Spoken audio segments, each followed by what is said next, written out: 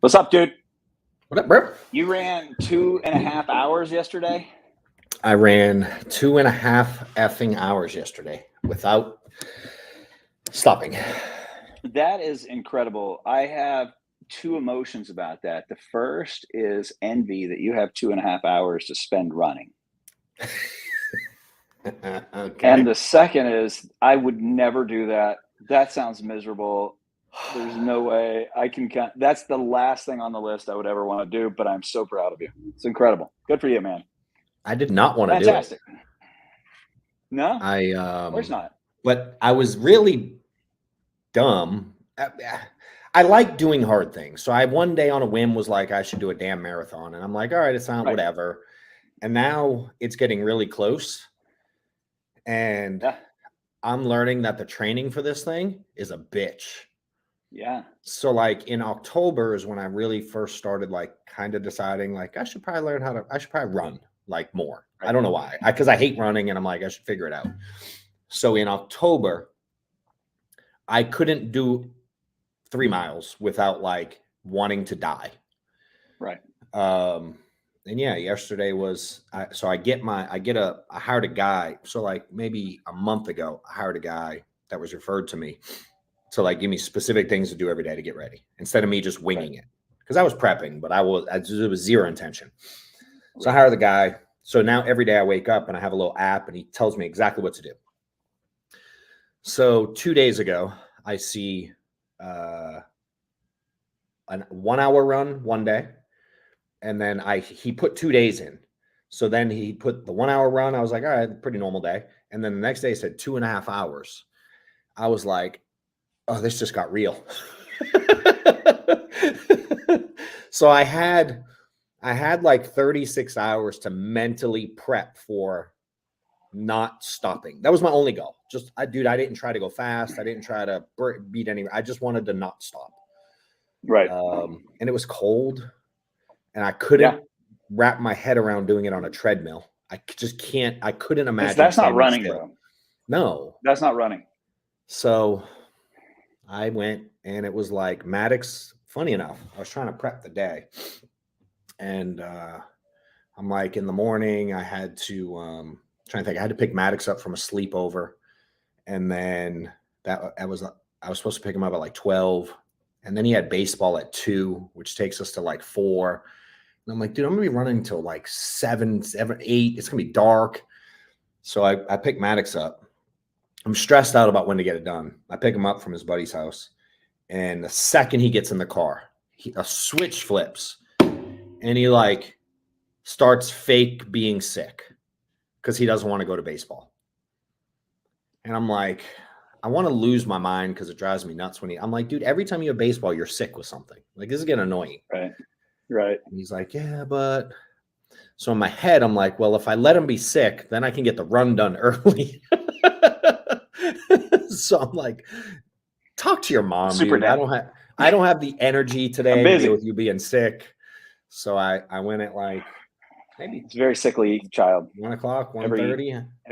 Every Tuesday night or whatever the hell it is. Oh man. So yeah, man, 2.5 hours. And then I was done. I did 11 miles, which I wasn't highly impressed with the mileage necessarily. It's the longest I've ever run. But yeah. So I'm gonna try it again in like a week. I used to run a lot.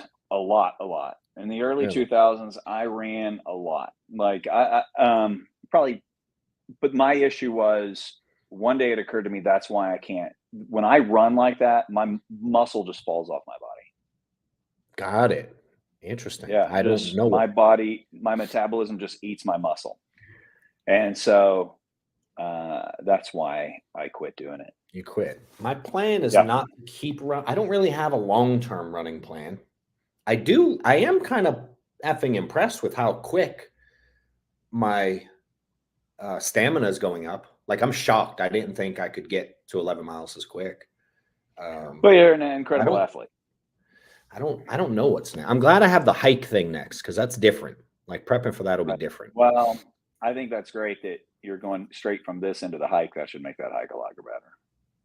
Yeah, I agree. Yeah, it's like 6 months after or something like that. But Yeah, but when I stopped running, that was the day that I started being able to build muscle, and I'm like, I prefer the muscle. It gets me further when I walk in a room. that's true. So, That's true. so last week I was interviewing CFOs. That was difficult. The most talented guy who walked in the room, who I was most impressed with, had an accent so hard I couldn't understand him. Really? And it What makes kind of me, accent? yeah. It's actually he's actually Spanish. He's native Mexican, but Got it. and it was an Ivy League school that he graduated from. His kids are going to Stanford. Damn. He's a genius.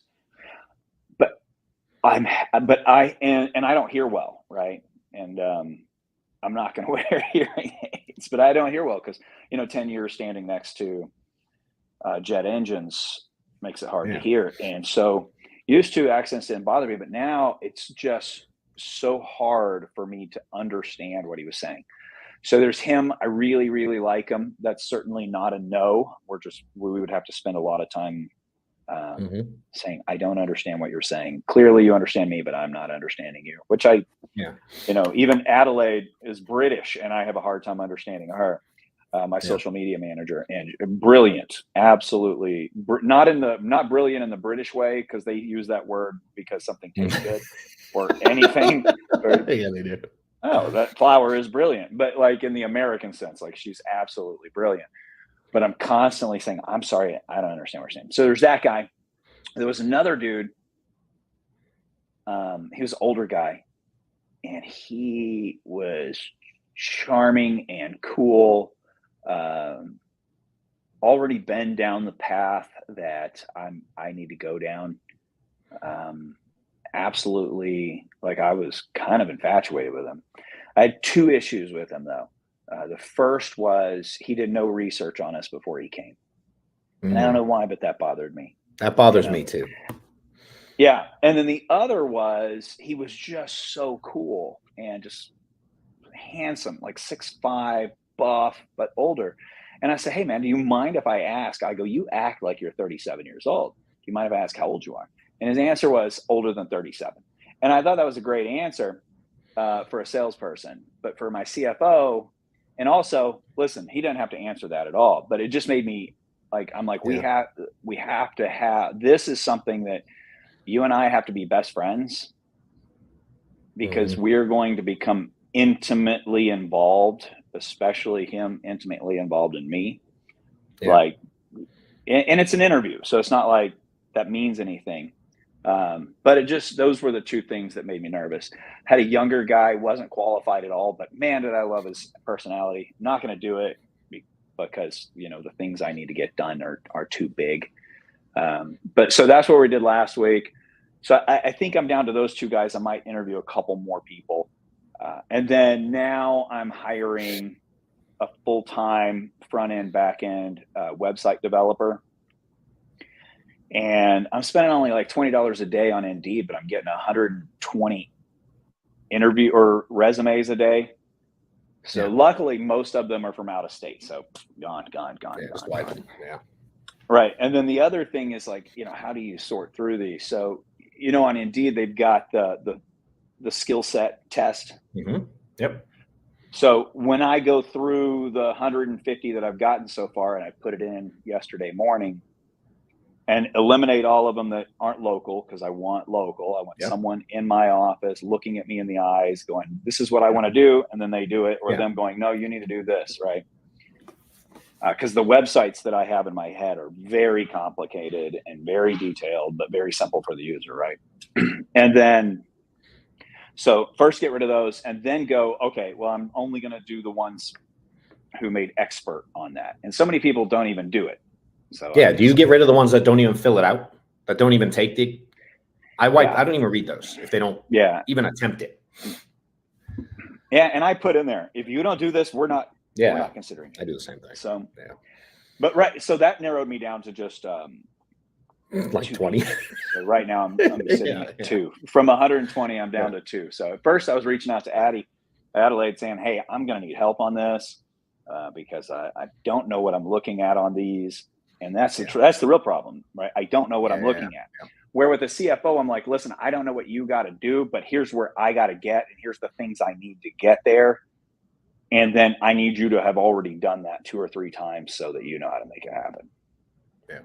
So, but on this one, I'm down to 1 person so far. Sick. We'll let it ride for a week. I like it. Get it up to. Good.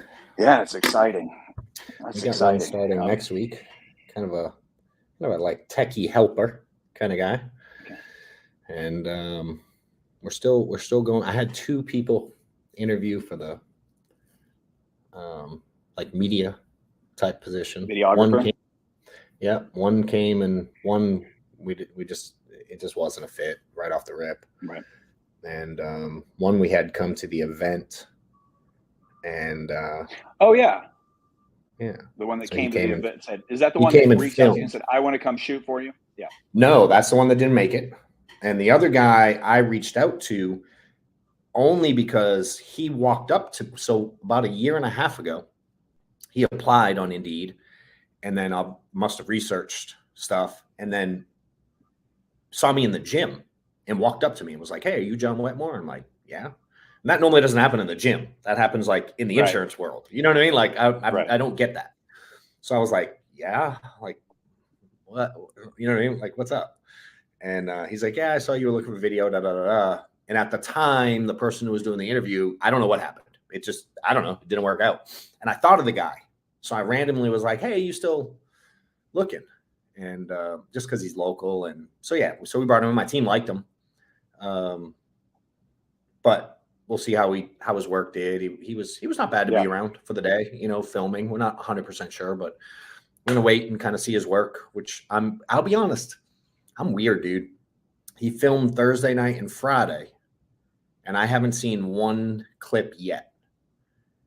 And I'm like, well, should I be patient? Like, no, I'm half. You need to be patient. If he's doing a good job, he shouldn't be done yet. Okay. If he's doing a good job, it shouldn't be done yet. And I mean, the editing work. So last Monday, was that last Monday? No, I guess it was the Thursday before that, probably. So the Thursday before that, Brent, my in-house videographer, came and shot testimonials from my team all day. Got it. I mean, I just got the last one yesterday, and he's grinding on it. Right. Okay. It takes if you're doing especially you're doing multiple camera shoots. Yeah. And you're doing the editing right. And you want it to look good. It's going to take time.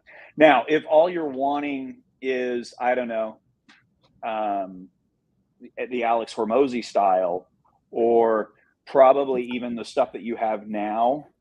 Nah, I took your line. Clip of talking. I took your line, and I was like, I want you to be you and you're creative, but I still want to be me. So I literally verbatim set him up like you advised a couple weeks ago. And dude, that put a smile on his face like I had never seen. Because at first he was trying to appease me. He was like, what do you want? What do you want? I'm like, my answers come from a non-artistic space, to be clear. Right. And I'm wired to, if someone in the room doesn't know, I will give an answer. I'll come up with something. I'll make something up if I have to. It beats nothing. Somebody's got to leave. When I explain, so when I explained what I really want in the ideal world. Now, I also was like, if it sucks, I'll tell you, but I would like you to be you. Yeah. So he was fired up. So I'll be patient. I'll be patient. I can do it. Hey, I read a thing. I'm gonna give one. I got one note. All right. It's 3 letters.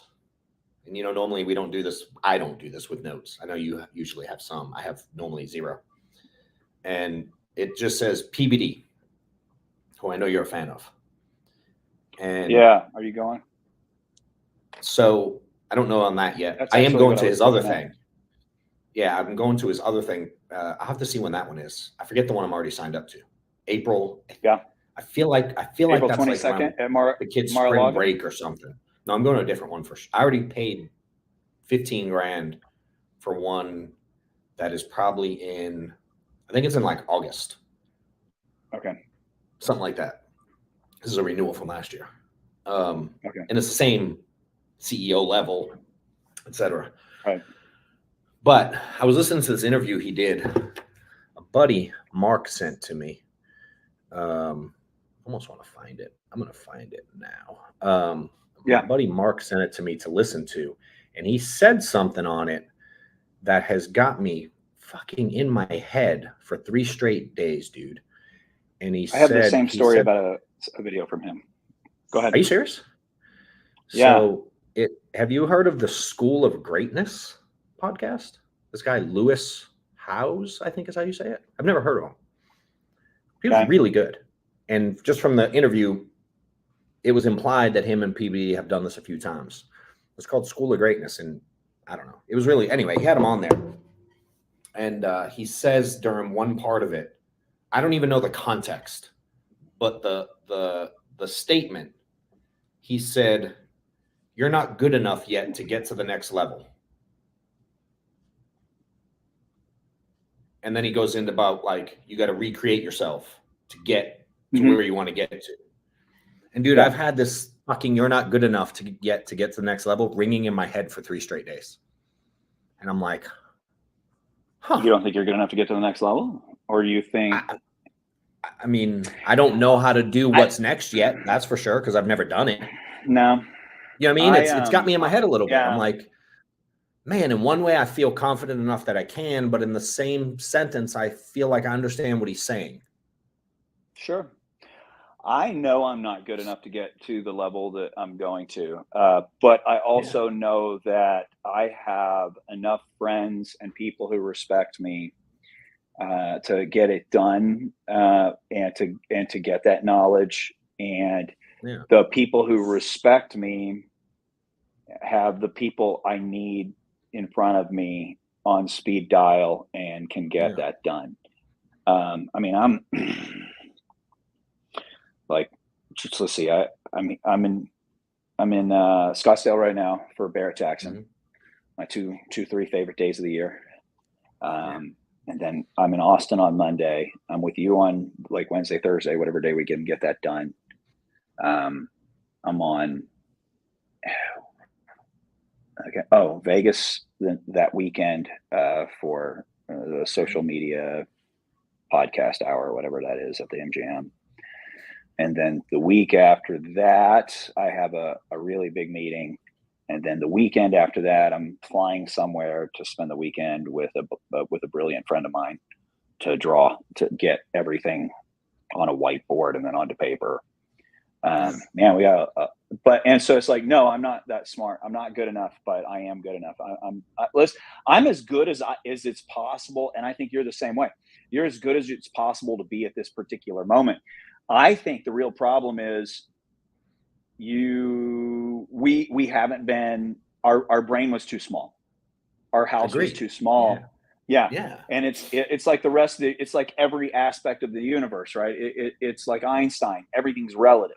So when you're looking at things and you're like, wow, that's really big. Okay, well then, but if you pan back, this hotel room I'm in is pretty big. Okay, but not compared to the size of the hotel, but not compared to the size of Arizona, but not compared to the size of the United States, but not compared to the size of North Texas or North America, but not compared to, and then you just keep painting back and back and back. And you're like, why not let's go there. Right. Yeah. You know, Yeah. well, should we go to the moon? Fuck the moon. Let's go where no man has gone before. And once you wrap your head around that, I don't think that it's that you're not good enough. I think there's, at 22 years old, you're not good enough to be where you want to be yet.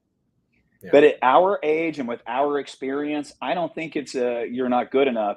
It might be that you're contractually obligated to certain things that you don't know how to get out of, or that it's not financially responsible to get out of, or that there's lawsuits involved if you get out of, or it might be that you don't give a shit about that, and that now I'm going to play Captain Kirk. And so Dude, I'm I in my head a don't lot think about that it this week.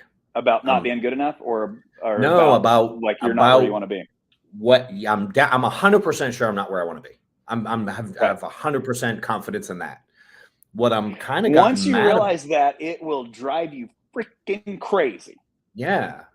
So I'm a little bit frustrated and mad that I don't, which is normal. If I look back, I've never had the exact path to where I ended up, as I'm sure you know what I mean? Like, I'm not that good where I'm like, this is exactly, I execute on a lot of things, but there's a lot that has happened. Right. I was like, damn, I didn't see that coming. I didn't see that relationship. Oh, I didn't see that coming together. And that, you know what I mean? It's just in that sense. I'm not there anymore, man. I see everything. I know. Which is, I've been there, which is frustrating even more because we talk so often. I'm like, right. Fuck, I need a clearer picture right now. And I have to spend, so I'm meeting with my team. I got to spend some really good time thinking about some of this stuff in the last week. I've talked to some cool people, and I'm like, I got a awesome lunch meeting tomorrow with a guy who's a fucking boss.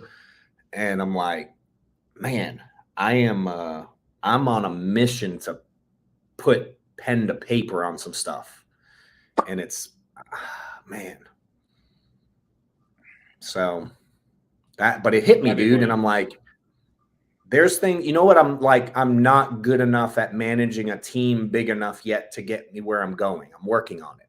I'm not good enough to identify every piece. I know.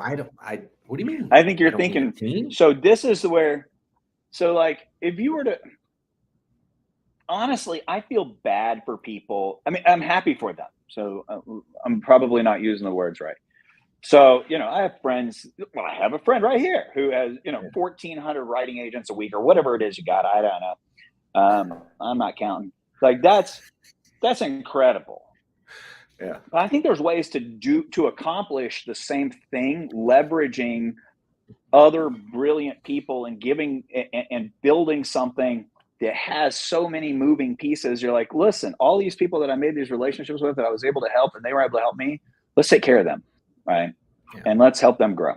And then all these people over here that help me develop these relationships, right? Let's develop that and develop this and develop over here and develop over here and develop over here. And then you just need this one thing up here. And you can just, I think if you think about it differently and you utilize those relationships that John Wetmore, the incredible man, has formulated, and the mistakes that you've made over the years with the relationships that you've lost, and you go, okay, well, I learned my lesson there, right? And then you just utilize all these things, plus all the boss that you're having lunch with tomorrow, his relationships, and the fact that he respects you and believes in you, and my relationships, and the fact that I respect you and believe you, and then and vice versa. I don't think you need to build a traditional Patrick Bet-David style, whatever it is. You can build it in a different way that functions differently, but creates the same outcome, right? So like with me and what I'm wanting to build, one of the hardest things to learn in entrepreneurship that was for me, and I've seen it happen to a lot of other people, and I've had this conversation with other people who brought it up to me, is the field of dreams myth. If I build it, they will come. Yeah. And that's bullshit, right? I mean, how many times have you tried to build? You build an agency and you put agents in there and go, okay, we built it. Now the clients will come. No.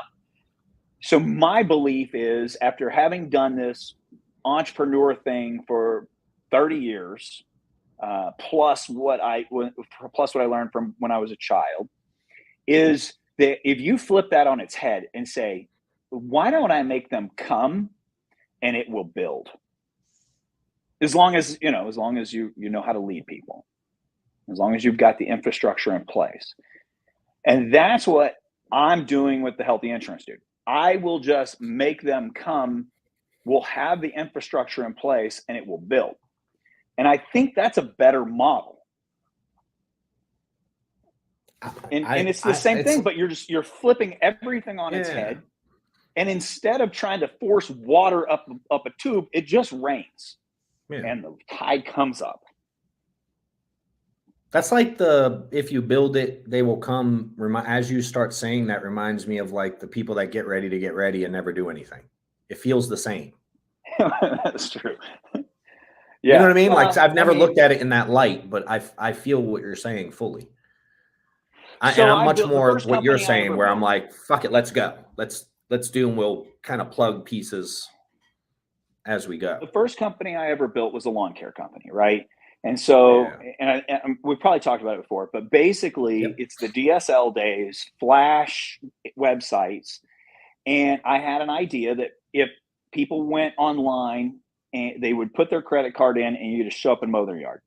And now that's how everything's done. But at the time, to my knowledge, no one had done it before. So I built that and no one came. And so I said, well, let's try Google AdWords. And this is before you literally needed a PhD in astrophysics to run Google AdWords, because you need a PhD in astrophysics to run Google AdWords now. But back then it was simple. These are the keywords I want. They're only coming if people type these keywords. Spend $50, $150 a day, and blah, blah, blah, blah, blah, blah, blah, blah, blah. Yeah. So that was way more important than the infrastructure I built. If I would have built that first, then the infrastructure could have found itself. As we were growing, we'll go, oh, we'll fix this. Oh, we'll fix this. Oh, we'll fix this. Oh, we'll fix this. Now, all of a sudden, you have a well-oiled machine. But everybody tries to build this well-oiled machine. True. And then goes, now they'll come. Nobody's coming. Real. No, that ain't it's not real. Life. But I've got this advertising agency. I've got $11 million or something invested into the creation of and the marketing of the healthy insurance dude. It's got thousands of 5-star reviews. The clients are always right, or are always priority. In insurance, they don't always get to be right. But the client's needs, right, whatever it is, whether it means I make money on it or not, they're going to get taken care of. And so that's it. Flip all of your thoughts upside down and go, okay, well, yeah, I'm not the smartest guy in the world at this. That's okay. We'll go find that guy. What am I the smartest guy in the world at? Let's perfect the shit out of that.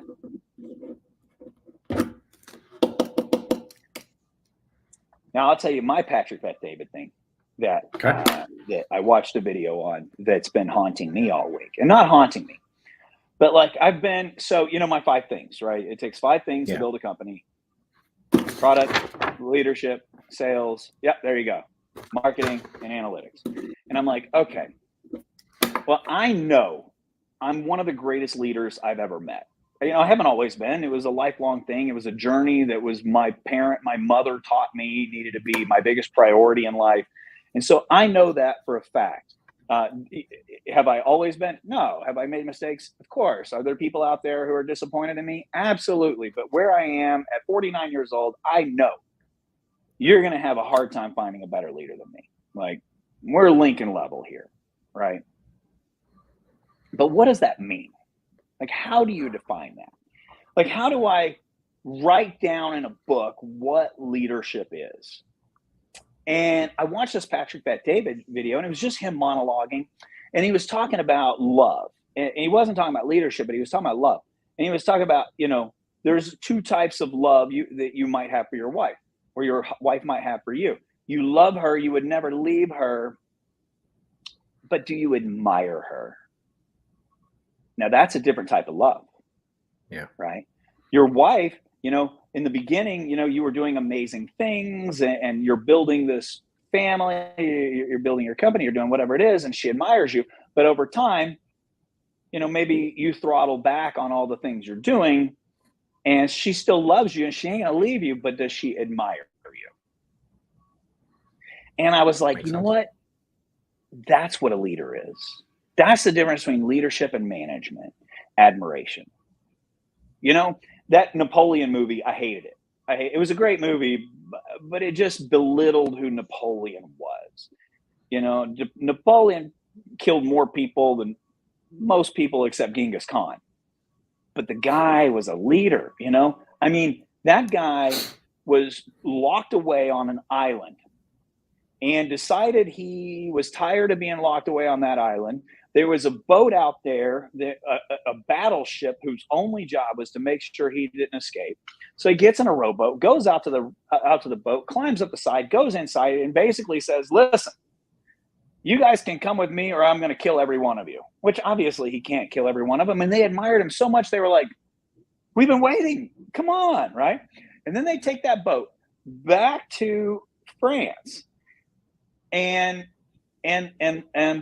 Paris sends 100,000 troops to stop him and kill him. And he walks right up to these troops and goes, "I missed you guys." And they go, "We missed you too." And they all turned around and start turning against their own country. What?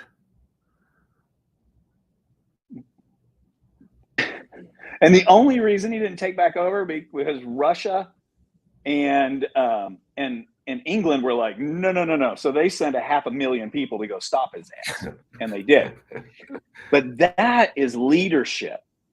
That's not management. That's leadership, and leadership is admiration, right? Sure, I love what Pat did. I love it. He was absolutely right. There's those. I think that's why Jamie and I are so close, because not only do we love each other, but we admire the shit out of each other. The only thing I will ever say negative about my wife is that she is a horrible driver when there's deer around. Other than that, you cannot come up with anything that I will say negative about my wife, because I admire her so freaking much.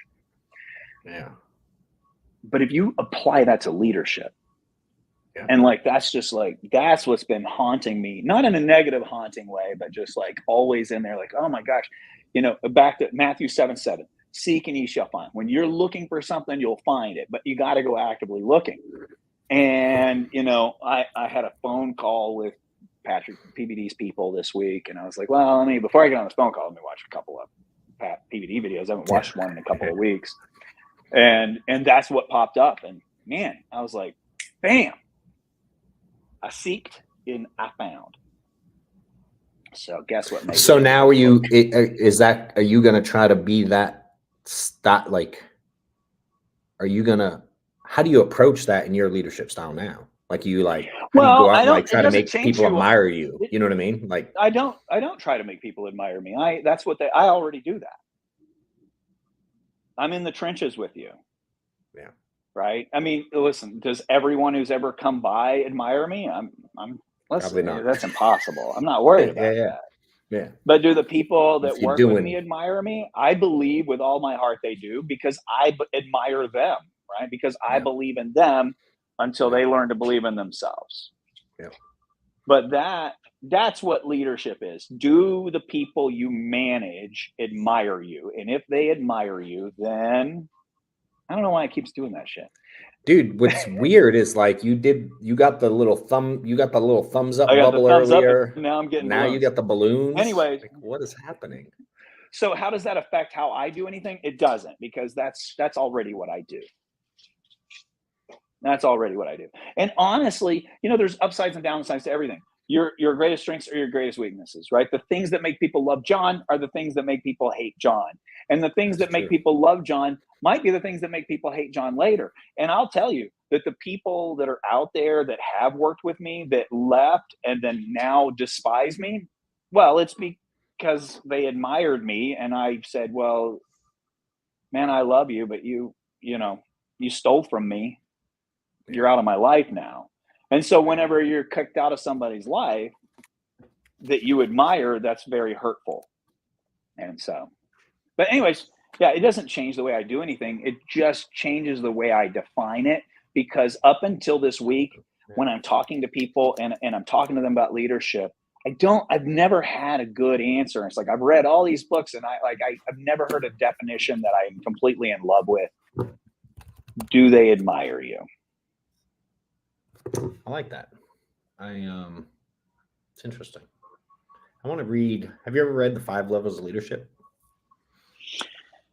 It's been a long Maxwell? time, but yes. Yeah, me too.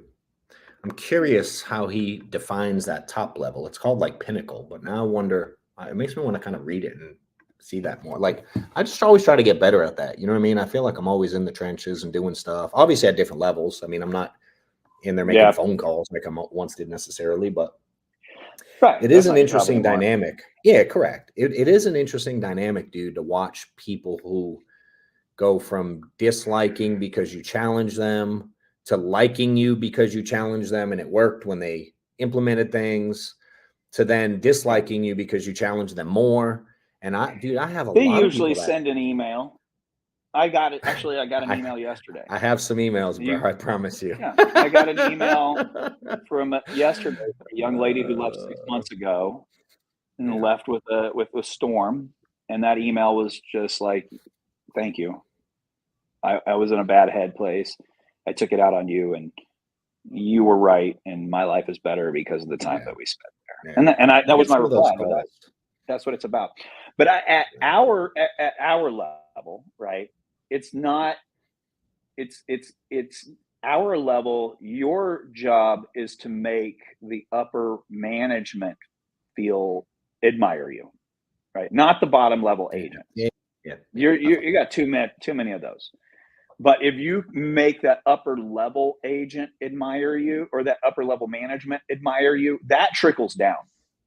Yeah. That trickles down really quickly, like a tsunami or like a hurricane. Yeah. So whenever they're talking about you, they don't ever have to meet you. If they admire you, that'll trickle down to the bottom level agent quickly. Yeah. That was a neat concept to learn. That I learned that from that book also, funny enough, and how well you from the 5 levels of leadership. Yeah, because it's all about people's perception of you. It has nothing to do with who you are. It's all someone else's perception of you. And some people look at me as this type of leader, and some people are like, dude, you may as well be the fucking janitor. You know what I mean? Like, it's wild. Well, that is who you are. Yeah. I mean, that is who you are. It is an accumulation of people's perception of you. Because if there was no one else on this planet, who would you be? Correct. A hunter and gatherer. Wild to think about. Yeah. Yeah. It's wild. Though. You would be nobody. You would just be an animal trying to survive. Yeah. Right. That's good. Like, who is my cat? Cat's nobody, man. Correct. Yeah. It's cute. You can pet it. Shit's in the house. Yeah. Sometimes they're a little bit mean, but it's a nobody. That's who we are. It's that accumulated perception. So you got the bad. It's interesting to see some people that want to be leaders and then can't handle that different perception from different people, and those that think negative. You know what I mean? Like that kind of I don't know if it's a people pleaser type is more like that, but there's some people who can't handle others viewing them. Most people can't. Yeah. And I see a lot of managers, quote unquote managers, fall off because they want to appease every single person who has any kind of, I don't know, perspective of them, or, you know. Jamie and I were talking about stress yesterday. I saw this reel where somebody was talking about Elon Musk's ex-wife. And basically, she was saying entrepreneurship is learning to live at a level of stress all the time that other people can't handle. and I thought, so I was like, let me do some like real thought experiments or examination into this and see where I come up with. Let's see. Most people can't handle stress. I thrive on it. Once you get used to it, it's addictive. It's like a drug Without it, you get bored, you get antsy, you get frustrated. Stress isn't the cause of depression. It's not the cause of illness. It's not the cause of heart attacks or unhappiness. Those are caused by not knowing how to deal with that stress. Too many of our parents teach us that your feelings are important. Most of those feelings aren't, and they're not important in any way. Like, that's what you and I have failed as parents, meaning you and I's generation has failed teaching these new kids, because we validate every emotion they have. Yeah. And the truth is, very few emotions should be validated. Like, it's fine, that's your emotion, but so get over it. We got a problem. Yeah. Now, when you learn how to focus, when you learn how to control your thoughts, and when you learn how to meditate in the moment, that's when the definition of stress changes from a liability to an asset. Boom. That's deep right there. Yeah. Because I don't have stress. Like, if I was like, okay, well, because I have a lot of stress. So I go, well, let me look up the definition of stress. And so then it was like, all right, well, the definition of stress is these negative things that are happening because of the things that are happening. Okay, well, I think stress, based off of that, stress is the lack of knowing how to handle the inputs that are coming into your life. Yeah, the things aren't the stress. No. But to me, those things and handling those things is my heroin, right? Agreed. Same, dude. That's why I don't drink. Yeah. I like things. Yeah. Put that shit in a needle and let me shoot it. I'm the same, dude. Yeah. And once you get to this place where you like thrive on the things and handling the things and enjoying the things, then it's not stress. Yeah. It's who you are. And then it goes down to, like, what would I do if I retired? Well, I wouldn't retire. I would stop having these things and go find new things. Yeah. Dude, that's why most people fail, is because they let the things be the stress. Right. They don't know how to handle it. So instead of learning how to handle it, instead of reading a book on how to handling it, instead of finding a mentor on how to handling it, our parents, listen, growing up and I don't mean this in a negative way towards my parents, but it was a pretty abusive home.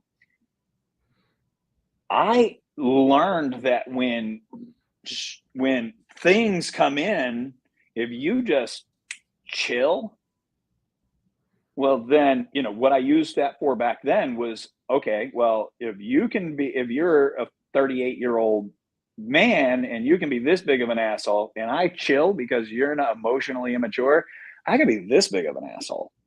Right? Like, I can get way bigger of an asshole than you can just by chilling.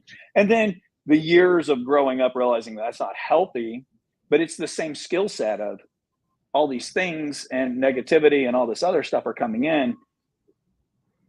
Meditate in the moment. I like that. Are you what's the words, Jamie? Are you reacting or responding? Right? So you learn to respond instead of react. Interesting. I never heard that. Reacting. I didn't make it up. So responding is more intentional. Responding is intentional. Reacting is like, what'd you say about my mama? Yeah. Right? Yeah. What'd you say about my son? They don't know your son. What do you care? They don't know your mom. I remember getting in a fight when I was in middle school because somebody said something about my mom. Yeah. They didn't know my mom. Yeah. Hey, so when you get something that's stressful, like, right, to the average person, is your instinct, I kind of want to ask it, but I'm going to tell mine too. Is your instinct, like, because you said meditate in the moment, to me that implies that you don't necessarily take those things easily right off the rip, that you have to get there. Because, like, when something negative happens for me, my natural instinct is to, like, I kind of flip my shit a little bit inside, maybe sometimes verbally, you know what I mean? Like, but then I got to go, like, all right, how do we fix this? Like, it takes me a minute. as I get older, that happens less and less. Yeah. You know, if enterprise rental car is involved, I might do that. But no, not really anymore. But used to, you know, it started with reacting, and then it went to, all right, I'm angry. So like, I'll tell when I'm really, really angry, I'll tell Mhm. everyone. I'll go, okay, just so everybody's on the same page. Right now, this is me throwing a giant temper tantrum inside. Yeah. I Does remember you had everybody one see a that? few episodes back. Yeah, yeah. Hell yeah. Yeah. Like, this is me throwing a giant temper tantrum inside. And Samari will Yeah. go, "You're purple." And I'm like, "I'm not purple. It's like a beige, Yep. maybe like a lilac color." And so it's not that I don't lose my shit on the inside. You remember the movie True Lies? I think about this a lot. Maybe True Lies with Arnold Schwarzenegger. Mhm. Okay. Yep, I remember it. So I in that, couldn't tell you details, but I remember the movie. there's one scene that's important to me in this movie. So Okay. Arnold Schwarzenegger is a CIA agent, right? But his wife thinks he's a businessman, and his wife is not doesn't what's the word we were using with leadership a second ago? I just had a brain fart. Um, admire him Admire. because she thinks he's just this boring business. She loves him, but she doesn't admire him, and she doesn't know he's actually a CIA agent. So she goes to a bar or something like that and meets this used car salesman who says he's a CIA agent. And so she Ah, starts kind of having like this emotional affair with it, with what she thinks is a CIA agent, but he's just a used car salesman. And so Arnold Schwarzenegger's character finds out about it, and then he thinks that there's like some spy spying on him through his wife, and then he goes and he finds out he's just a used car salesman. So he's test driving this 1959 red Corvette. And Bill Paxton is the guy who's messing around with his wife. And he's driving this Corvette. Bill Paxton is sitting in the passenger seat. And Bill Paxton doesn't know that the girl he's messing around with is Arnold Schwarzenegger's wife. So he's bragging about it. He's like, yeah, I get this hot piece oh. of ass. And she thinks I'm a CIA agent. And she's just giving it up to me, man. She got these nice boobs, you know, all this, right? And then Arnold Schwarzenegger takes and punches him like that. And Bill Paxton's entire face explodes and he dies in the passenger seat of this Corvette. And then the scene just like pans in on him, on his exploded face, and he's dead. And then boom, he's talking about his wife again. And all of that happened in Arnold Schwarzenegger's head. Yeah. It was just his imagination that he killed him. I love That it. happens to me a lot.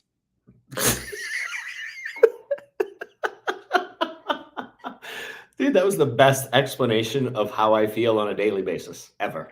Right. I'm gonna have to go Yeah. watch. I'm gonna have to go find that clip. I remember the movie, but I don't. Yeah. I'm so bad at the You don't need to detail. watch the remember whole movie, details. but that clip, that Yeah. happens to me. I think about that 3 times a week. I'm like, in my head,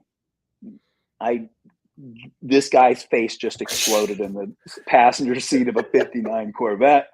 And then whoosh, back into reality where Arnold Schwarzenegger goes, okay, we're not going to kill him. Let me figure out how to ruin this guy's life or whatever the hell is going on. So teach him a lesson. That's fucking funny, dude. I love it. Yeah. Yeah. Good shit. One of my favorite scenes that I relive in my head all the time. So I'll never think about an angry moment the same again. And the funny thing is, you know, I'm surrounded by, you know, these 20 and 30-year-old kids all day. And sometimes I'll try to explain that scene to them and they don't even know who Arnold Schwarzenegger is, right? Much less Bill Paxton or Jamie Lee Curtis. So maybe that should be our new intro to the podcast. Good times, man. I love it. Same, hey, brother. we're getting better at this. And next week, you're in town next week, right? I'm with you in your town next week. In Dallas. Yeah, in my town next week. So we're going to hook up. We're going to get some shots so we can get the front end of this stupid thing fixed. Where can I send people to watch our podcasts other than all the random places? What's the best place for people to say, oh my gosh, you got to watch The Secret Handshake with Mr. John Wetmore and the Healthy Insurance Dude? Where's the best place to do that? Where do I send them at, Johnny? We should so they can get it at like all the podcast joints. Like you can get it on Apple Podcasts and things like that. You know what we probably could do? Because it goes to Apple Podcasts, Spotify, Did like iHeartRadio, all that did stuff. we upload the old ones into that? Yeah, so Or we probably, I'll tell you how many we have uploaded right now. We have 17 uploaded right now. So we're almost real time. Like after this week, I don't know how many we have, 20-ish, 21. I don't remember the exact number. But in the next week, we'll be real time releasing them every Thursday. Right now, we're doing them every day or every other day just to get them out. Okay. But I wonder if we could just get like a domain and be like, go here, and it links to it. You know what I mean? Because right now they just go to Apple Podcasts or your podcast app and literally type in The Secret Handshake. It comes right up. Okay. Yeah. But maybe when you get your website guy, we could make a real website. Oh, we will. Yeah. I'm going to make this guy the busiest son of a bitch on the planet. Yeah. I'm going to make the coolest stuff, man. I'm going to make the coolest stuff ever. Do people say go to like www.whatever to go to my podcast, or they just say go to podcast and fucking hit search? Like what's normal? Well, I think what we've got here, my friend, is we built it and we got it. We're not. We did what we said earlier. Yeah, we're literally doing that. Yes, but 100%. Again, the original intention of this was for you and I to spend time together, and then, in the beginning, you and I didn't know each other that well, and then now we're getting to know each other remarkably well, and we're getting comfortable on this camera, and we're starting to feel the direction that we want the podcast to go. Yeah. And we're really pushing each other in our business harder than either of us, I think, ever would have thought we would. Yeah. And now we have something that I would want to point people to, where in the beginning I was like, I would do the show, and then I'd walk out of my office, and my sister and my wife would go, "Hey, how'd it go?" And I'm like, "Fuck off." But I wouldn't say that. I would go, "I'm not happy with it. John did well. I sucked." And now I go, I can't wait to watch it myself. Yeah. But also I need to make sure I didn't say anything stupid that was going to piss off my clients. So I'm going to watch it. We do pretty good there. Yeah, I think we do. I do decent there as well. So yeah, maybe we'll, because this goes on to everything HID. So yeah. So yeah, it's shared. We share this live in I think it's in 8 or 10 places simultaneously as well. So it's getting out there, and we're getting some comments now. Forget the live comments, after. You know what I mean? I can see how many people subscribe, how many people comment on an old one. It's pretty neat. So something's happening, bro. It's working. There's a lot happening. Yeah, there is. Well, let's keep at it, brother. I'll see you next week for sure. I appreciate you as always. I appreciate your mentorship and your friendship. Same, brother. I'll see you next week. Yes, sir. Wish me luck at the event. Getting the cars. Sounds nice, dude. Send me some pictures. I want to know what you get. Shoot me a text later. My videographer's on his way right now, so we're gonna do a lot of video and build some content out here. So, all right, man. Have a good day.